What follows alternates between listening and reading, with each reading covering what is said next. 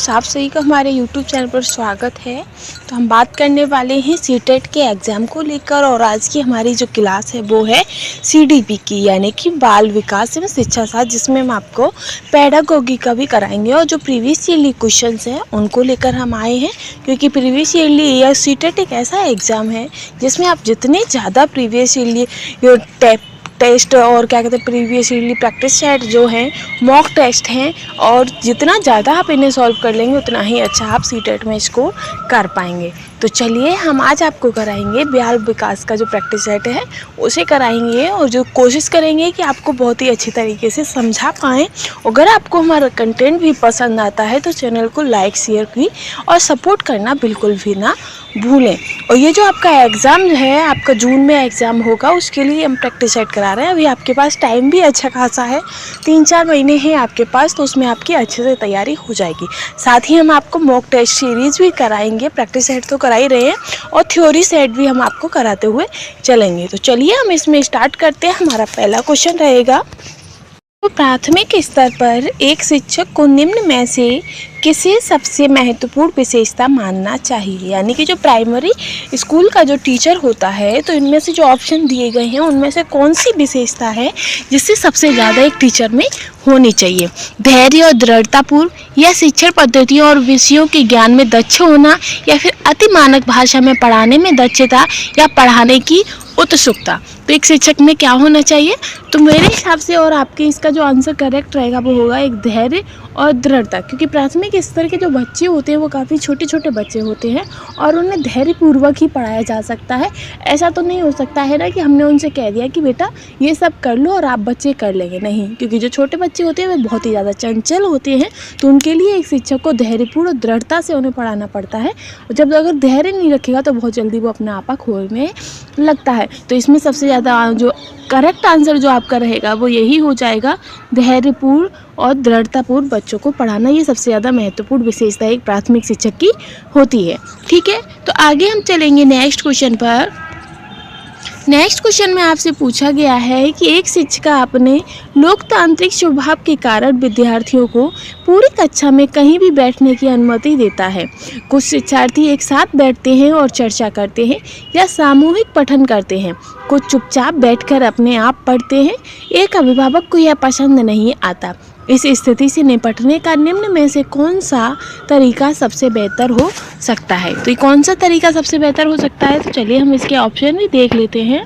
Option में दिया गया है कि अभिभावक को प्रधानाचार्य के अनुरोध करना चाहिए कि वे उनके बच्चों का अनुभाग बदल दें, या फिर अभिभावकों को शिक्षक पर विश्वास व्यक्त करना चाहिए और शिक्षक के साथ समस्या पर चर्चा करनी चाहिए, या फिर अभिभावक को उस विद्यालय से अपने बच्चों को निकाल लेना चाहिए, या फिर अभिभावकों को प्रधानाचार्य से शिक्षक की शिकायत करनी चाहिए। तो गाइस, जो सीटेट है उसमें हम आंसरों को पॉजिटिव ही आंसर देखते हैं। जो नेगेटिव क्वेश्चन होता है उसका आंसर उसके हिसाब से देखा जाता है। लेकिन जब बच्चों को हित को देखते हुए हम जब कोई बात करते हैं, कोई क्वेश्चन आता है, तो सीटेट का मुख्य मोटिव ही होता है बच्चों को सेंटर में रखकर उसी हिसाब से उसका हल निकालना। तो इसमें क्या होगा, ना ही बच्चों का जो स्कूल से निकाल लेना इस समस्या का सॉल्यूशन होगा, ना ही प्रधानाध्यापक से शिक्षक की शिकायत करना उसका वो कोई भी हल होगा। इसका हल हो सकता है कि जो गार्जियंस हैं, जो पेरेंट्स हैं, उन्हें शिक्षक पर विश्वास व्यक्त करना चाहिए कि हाँ, जो शिक्षक कर रहा है वो अच्छा ही बच्चों के हित में ही कर रहा होगा। अगर आपको फिर भी कोई समस्या आती है तो आपको रूबरू शिक्षक से ही उस समस्या के बारे में बात करनी चाहिए। तो ये सबसे अच्छा ऑप्शन आपका हो जाएगा। तो इसका आंसर करेक्ट आपका बी ऑप्शन हो जाएगा। आगे हम चलेंगे नेक्स्ट क्वेश्चन पर।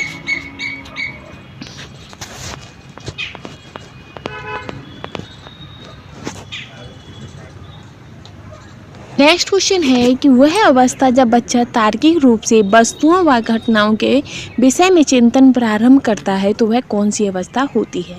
तो वह कौन सी अवस्था होती है जिस अवस्था में बच्चा किसी भी चीज़ के लिए सोचना समझना स्टार्ट कर देता है। तो औपचारिक संक्रियात्मक अवस्था होती है, या पूर्व संक्रियात्मक, या मूर्त, या संवेदी प्रेरक अवस्था। तो इनमें से कौन सी होगी? तो इसका जो आपका करेक्ट आंसर रहेगा वो हो जाएगा ऑप्शन सी। ठीक है, तो इसमें देख सकते हैं कि मूर्त संक्रियात्मक अवस्था में बच्चा किसी वस्तुओं व घटनाओं के विषय में चिंतन प्रारंभ करता है। इस अवस्था का प्रसार 7 से 11 वर्ष होता है। इस अवस्था में बच्चा तार्किक चिंतन और वस्तुओं को समझने योग्य हो जाता है। मनोवैज्ञानिक पियाजे के अनुसार बच्चे में इस अवस्था में प्रमुख 5 योग्यताओं का विकास होता है, जैसे कि संरक्षण, संख्या बोध, क्रमानुसार, वर्गीकरण, पारस्परिक संबंध की क्षमता। तो कौन से उम्र में क्या कहते हैं बच्चा तार्किक रूप से वस्तुओं को पहचानने लगता है? तो ऑप्शन सी आपका इसका करेक्ट हो जाएगा। ठीक है, मूर्त संक्रियात्मक अवस्था में। आगे हम चलेंगे नेक्स्ट पर। नेक्स्ट है आपका कि मन का मानचित्रण संबंधित है। जो मन का मानचित्रण है वो किससे संबंधित है? तो साहसिक कार्यों की क्रिया योजना से, या मन का चित्र बनाने से, या मन की क्रियाशीलता पर अनुसंधान से, या फिर बोध यानी समझ बढ़ाने की तकनीक से। तो जो मन का मानचित्रण होता है, जब हम अपने मन में ही किसी चीज़ की, किसी भी समस्या पर या मन की जो क्रियाएं होती हैं उस पर अनुशोधन करते हैं, उस पर सोचते विचारते हैं कि हमारा मन क्या चाहता है क्या नहीं चाहता है, उसी को हम मन का मानचित्रण कहते हैं। ठीक है, अब इसका जो आंसर हो जाएगा वो ऑप्शन सी इसका करेक्ट हो जाएगा। ठीक है, आगे हम बढ़ते हैं। नेक्स्ट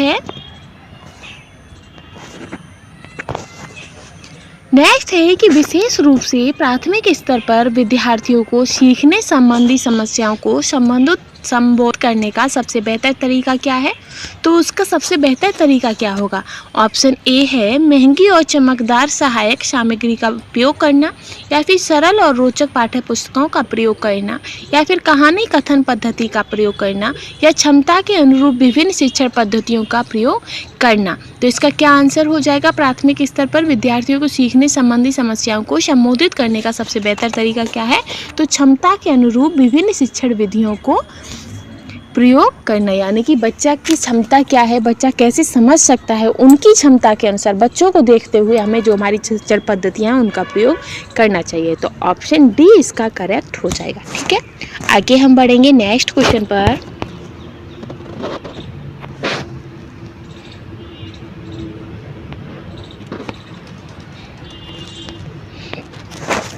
नेक्स्ट क्वेश्चन है आपका कि निम्न में से कौन सा शिक्षार्थियों में सृजनात्मकता का पोषण करता है?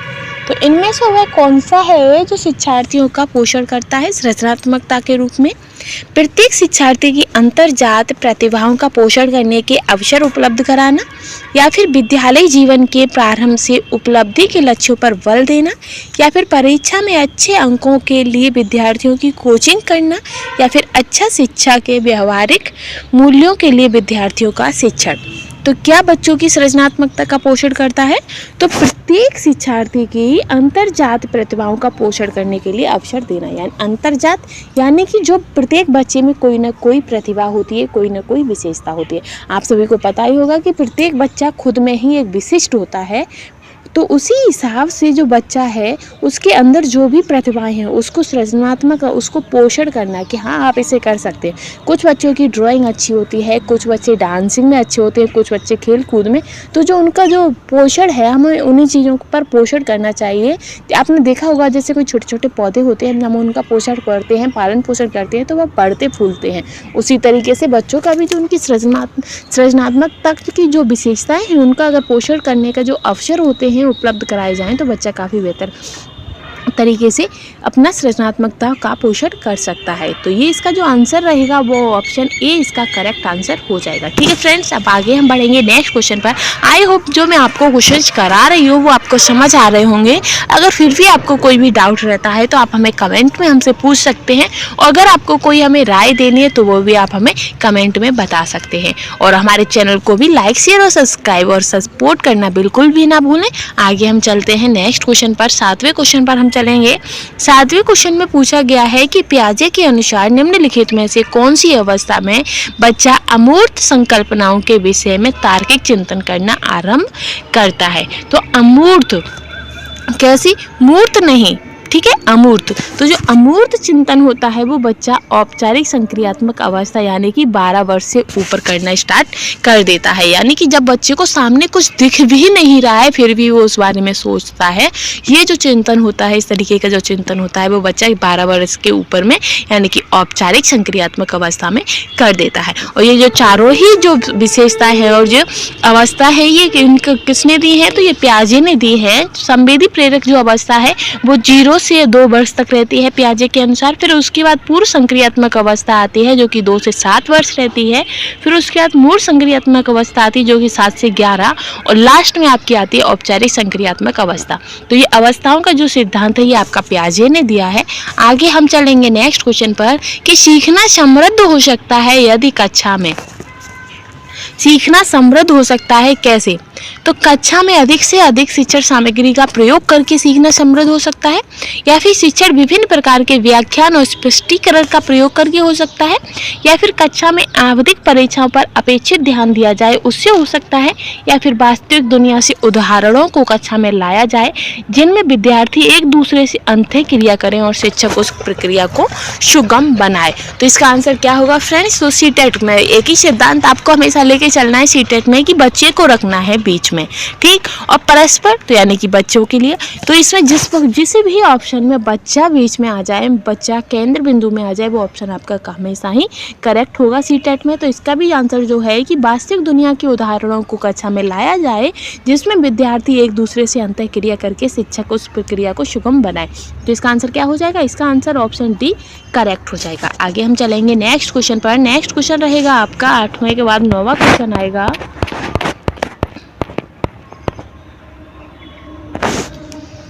9वां क्वेश्चन है आपका कि निम्न में से कौन से कथन को सीखने की प्रक्रिया की विशेषता नहीं मानना चाहिए? तो इनमें से कौन सी प्रक्रिया है जिसको सीखने की विशेषता नहीं मानना चाहिए? सीखना एक व्यापक प्रक्रिया है, या सीखना लक्ष्योन्मुखी है, या अनअधिगमक भी सीखने की प्रक्रिया है, या शैक्षणिक संस्थान ही एकमात्र स्थान है जहां अधिगम प्राप्त होता है? तो ये गलत है, क्योंकि केवल शिक्षा हमें स्कूल से ही, हर जगह से, हर स्थान से प्राप्त हो सकती है।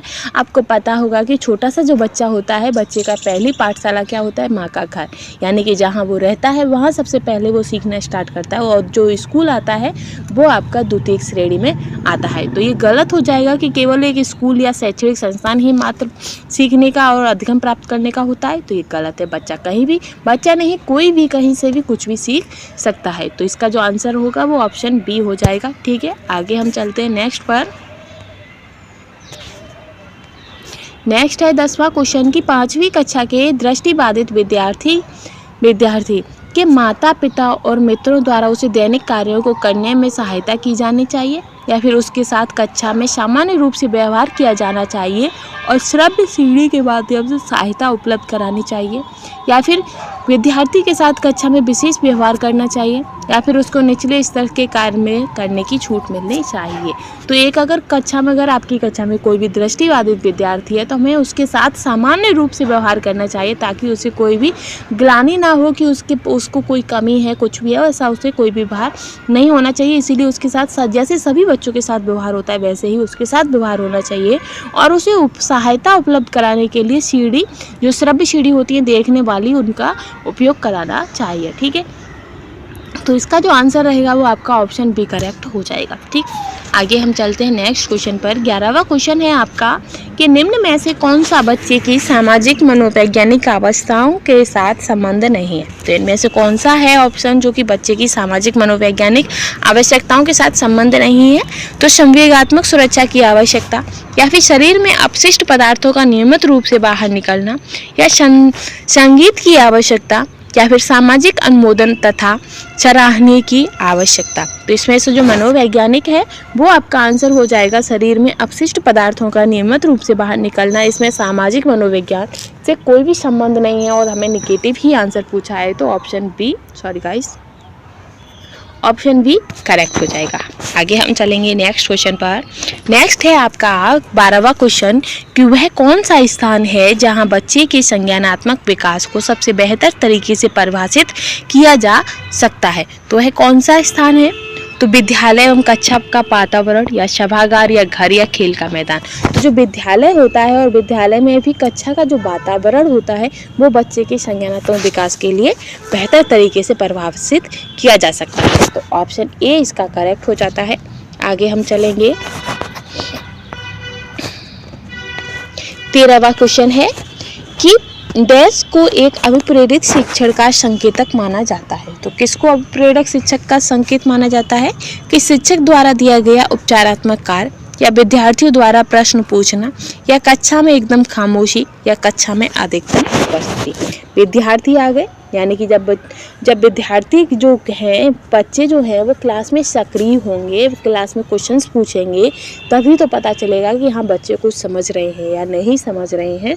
तो एक जो ये प्रश्न पूछना जो है वो अभिप्रेरित शिक्षण का संकेतक माना जाता है। तो इसका आंसर भी करेक्ट आपका ऑप्शन बी हो जाएगा। आगे हम चलेंगे नेक्स्ट क्वेश्चन पर।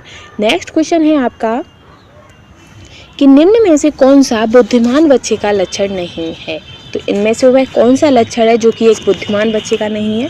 तो पहला है कि वह जो प्रभावपूर्ण एवं उचित तरीके से संप्रेषण करने की क्षमता रखता है, या फिर वह जो अमूर्त रूप से सोचता रहता है, या फिर वह जो नए परिवेश में स्वयं को समायोजित कर सकता है, या फिर वह जो लंबे निबंधों को बहुत जल्दी रटने की क्षमता रखता है। यानी कि हमसे क्वेश्चन में नेगेटिव ही पूछा है और इसमें नेगेटिव क्या है, रटना, यानी कि बच्चों को याद करना, रटना, दंड देना, इस तरीके का कोई ऑप्शन में आता है तो वो आपका हमेशा नेगेटिव रहता है। आपको पूरा ऑप्शन भी पढ़ने की ज़रूरत नहीं है, अगर आपने इतना पढ़ लिया ना रटना, तो वो आपका आंसर इसका गलत हो जाएगा, क्योंकि और हमसे गलत ही पूछा गया है। तो ऑप्शन डी आपका करेक्ट हो जाएगा।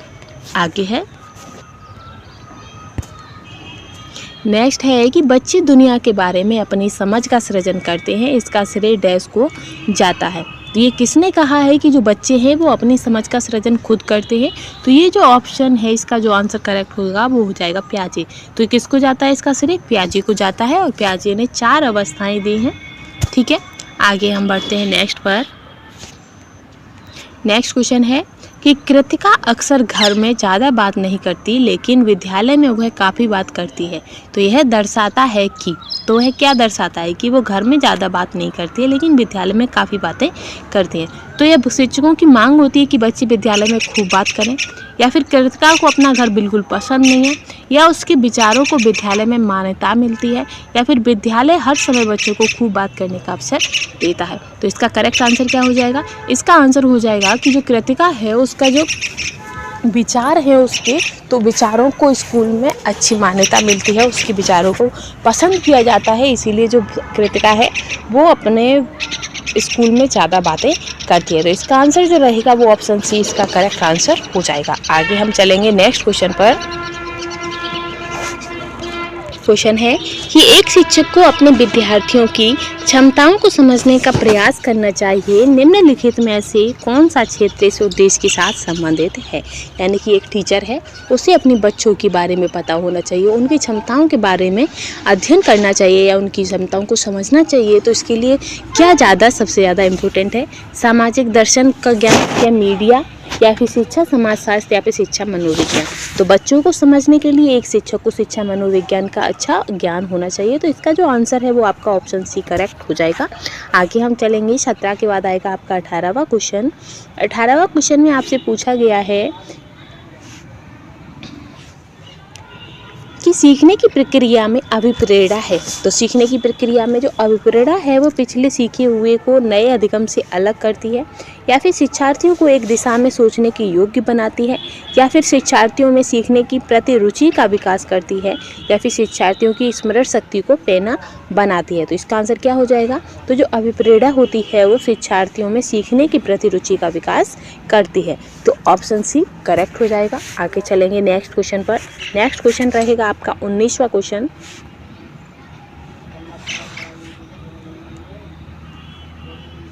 है कि शिक्षा के क्षेत्र में पाठ्यचर्या शब्दावली की ओर से संकेत करती है।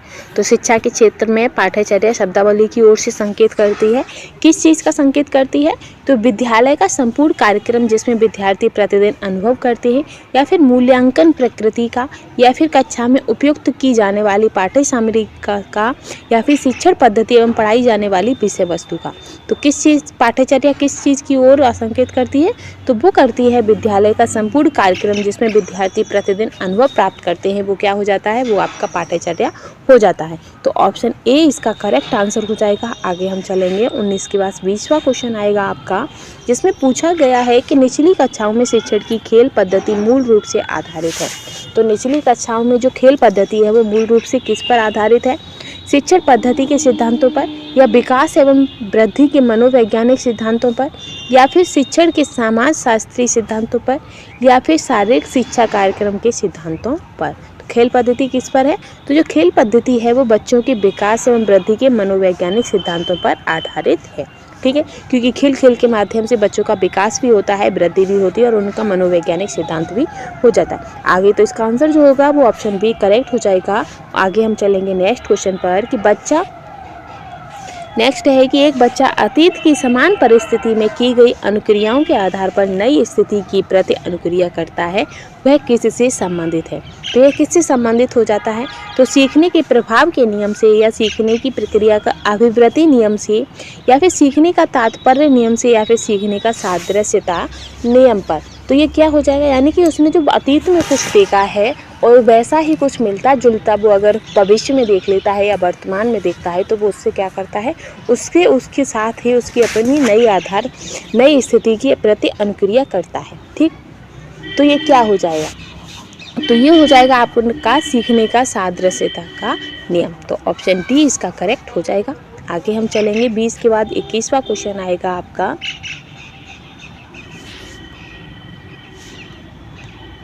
20वां क्वेश्चन है आपका कि डैश प्रतिभाशाली होने का संकेत नहीं है। तो प्रतिभाशाली होने का संकेत क्या नहीं है? दूसरों के साथ झगड़ा करना, या अभिव्यक्ति में नवीनता, या जिज्ञासा, या सृजनात्मकता। यानी कि बच्चों का एक दूसरे के साथ झगड़ा करना ये किसी भी तरीके से आपका प्रतिभाशाली होने का संकेत नहीं है। तो ऑप्शन ए ही आपका करेक्ट हो जाएगा। आगे हम देखते हैं नेक्स्ट क्वेश्चन है आपका कि विशेष आवश्यकता वाले बच्चों को शिक्षा उपलब्ध कराई जानी चाहिए। तो कैसी?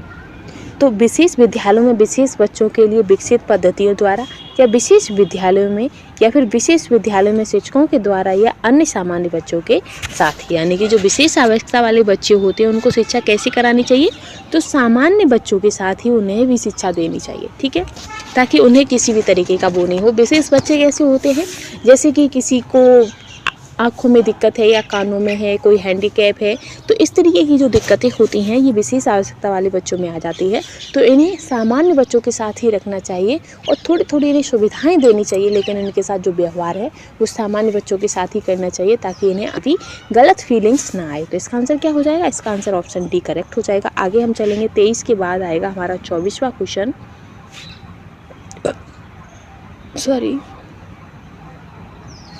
नेक्स्ट है कि आकलन को उपयोगी और रोचक प्रक्रिया बनाने के लिए डैश के प्रति सचेत होना चाहिए। तो किसके प्रति सचेत होना चाहिए?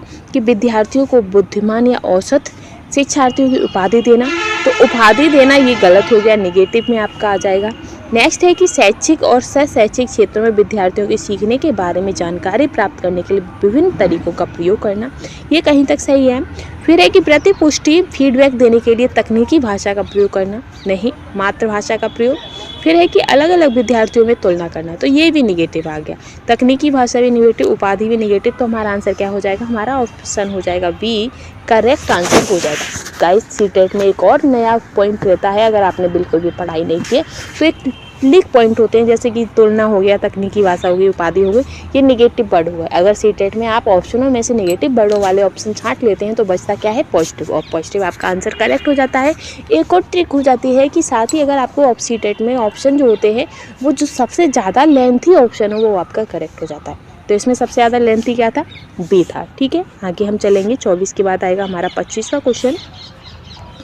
25वां है कि डिसलेक्सिया किससे संबंधित विकार है। जो डिसलेक्सिया है वो किससे संबंधित विकार है? गणितीय विकास। तो जो गणितीय संबंधी जो विकार होते हैं वो किस में आते हैं? तो ये आपके डिसकैल्कुलिया में आते हैं। पठन विकार आपके डिसलेक्सिया में आ जाते हैं। तो इस तरीके से जो डिसलेक्सिया है वो किससे संबंधित है? पठन विकार से। तो ऑप्शन बी इसका करेक्ट हो जाएगा। आगे हम चलेंगे नेक्स्ट क्वेश्चन पर। अब इसके 25 के बाद आएगा हमारा 26वां क्वेश्चन, जिसमें पूछा है कि बच्चों की सीखने की प्रक्रिया में माता पिता को डैश की भूमिका निभानी चाहिए। तो किसकी भूमिका निभानी चाहिए माँ बाप को? तो अग्रोन्मुखी, सहानुभूति, नकारात्मक, तटस्थ। तो जो बच्चों की जो सीखने की प्रक्रिया होती है उसमें जो माता पिताओं को अग्रोन्मुखी भूमिका निभानी चाहिए। तो ऑप्शन ही करेक्ट हो जाता है। आगे हम चलेंगे 27वां क्वेश्चन पर कि विकास कभी ना समाप्त होने वाली प्रक्रिया है, यह विचार किससे संबंधित है? कभी नहीं, यानी कि निरंतरता का सिद्धांत पर संबंधित है। तो ऑप्शन ए आपका करेक्ट हो जाएगा। आगे चलेंगे हम कि सीखने के अंतःदृष्टि सिद्धांत को किसने बढ़ावा दिया था। तो जो सीखने का जो अंतःदृष्टि सिद्धांत जो दिया था वो गेस्टाल्टवादियों ने दिया था, जिसमें आपके कोहलर, वर्दिमर, कोफ्ता ये सभी आते हैं। तो इसका आंसर क्या हो जाएगा, डी ऑप्शन करेक्ट हो जाएगा, गेस्टाल्टवादी सिद्धांतवादी। ठीक है, आगे है नेक्स्ट क्वेश्चन 29वां कि निम्नलिखित में से किस अवस्था में बच्चे अपने समवयस्क समूह के सक्रिय सदस्य हो जाते हैं। तो किस अवस्था में हो जाते हैं, तो वो किशोरावस्था में हो जाते हैं। आगे है नेक्स्ट कि बच्चों में बौद्धिक विकास की 4 विशिष्ट अवस्थाओं की पहचान की गई थी। तो 4 विशिष्ट अवस्थाओं को किसने दिया था, तो पियाजे ने दिया था, जिसमें संवेदी गामक होती है आपकी 0 से 2, फिर पूर्व संक्रियात्मक काल 2 से 7, मूर्त संक्रियात्मक काल 7 से 12 और अमूर्त संक्रियात्मक जो काल है वो 12 प्लस हो जाता है। ठीक है, तो ये किसने दी थी अवस्थाएं, तो ये अवस्थाएं आपकी पियाजे ने दी थी। तो ऑप्शन सी इसका करेक्ट है। आई होप जो मैंने आपको प्रैक्टिस सेट कराया है आपको समझ आया होगा। अगर आपको कंटेंट हमारा पसंद आया है तो प्लीज़ हमें सपोर्ट कीजिएगा, लाइक शेयर एंड सपोर्ट कीजिएगा। Thanks for watching.